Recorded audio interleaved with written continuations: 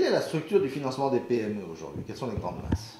Alors, les grandes masses, c'est en France plus qu'ailleurs encore très majoritairement les banques d'abord, qui représentent probablement 200 à 300 milliards d'euros d'encours aux PME, dont à peu près 100 milliards de crédits à court terme. Donc si on regarde le financement moyen-long terme, celui qui soutient l'investissement, probablement autour de 200 milliards, selon les chiffres entre 100 et 200 milliards d'euros d'encours de crédit aux PME à moyen-long terme.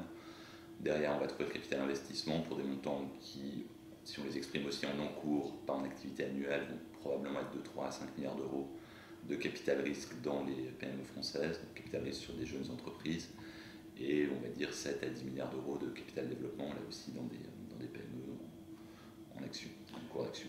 Et la bourse encore moins. Et la bourse, c'est très faible à ma connaissance en montant investi dans des PME, au sens vraiment PME du terme, quelques centaines de millions d'euros. Donc la perspective d'un resserrement du crédit, c'est grave. Alors, la perspective d'un resserrement du crédit, c'est pour demain, ça n'est pas pour hier, puisque les encours de financement bancaire, ils ont continué à augmenter depuis le début de la crise chaque année, assez significativement en 2011. 2, si ça arrive en France, c'est particulièrement grave, parce qu'on est à ma connaissance le pays occidental où la part de financement bancaire, dans stricto sensu, dans le financement des entreprises et des PME, est la plus grande. Alors comment est-ce qu'on peut faire face? Est-ce qu'on peut, je ne sais pas moi, ouvrir le marché obligataire aux entreprises moyennes? Alors, en tout cas, je pense qu'on peut faire face en réfléchissant à des solutions alternatives. Je pense que avoir d'un côté un financement purement bancaire, très sécurisé, qui finalement ne donne pas d'accès aux investisseurs pour financer les PME, et de l'autre, comme seule alternative, des fonds d'investissement qui offrent par construction une perspective de rendement élevée, mais un profil de risque élevé aussi, c'est pas optimal. Donc trouver des solutions de type obligataire qui vont permettre aux assureurs vie, qui vont permettre à d'autres investisseurs de financer dans des conditions satisfaisantes les PME, ça paraît effectivement un sujet important.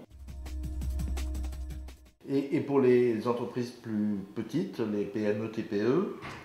Pour les PME TPE, je pense que l'axe obligataire n'est pas complètement exclu. L'axe obligataire, il peut se faire soit sous forme de place de marché ad hoc quand on est sur des ETI, des montants de refinancement de taille suffisamment significative. Pour les entreprises plus petites, il y a des systèmes de type titrisation. Le mot est un peu galvaudé depuis la crise, mais la technique a fait ses preuves. Et si c'est bien fait, je pense que titriser des créances PME dans des conditions correctes, c'est possible. Ça peut se faire via des acteurs spécialisés. Ça peut se faire aussi directement à partir des encours bancaires. Donner les moyens aux banques de refinancer leurs encours en les recédant sur le marché, comme elles peuvent le faire via des obligations foncières pour leur crédit immobilier, comme elles peuvent le faire via de la syndication pour des grandes entreprises, comme elles ne peuvent pas le faire aujourd'hui pour des créances PME, leur donner les moyens de le faire, ça me paraît très important. Donc explorer des solutions de type, ce qu'on appelle covered bond PME, donc apporter des créances PME en sécurité à des acteurs qui vont les refinancer, ça paraît un axe de réflexion tout à fait important. Et ça, c'est un rôle potentiel pour la puissance publique. Ça peut être un rôle potentiel pour la puissance publique que de créer les conditions législatives, puisqu'il faut un cadre légal, d'une part, et les conditions de sécurité, le cas échéant, d'autre part, pour amorcer ce type d'opération. Ça peut être un rôle pour la puissance publique demain. Merci Arnaud.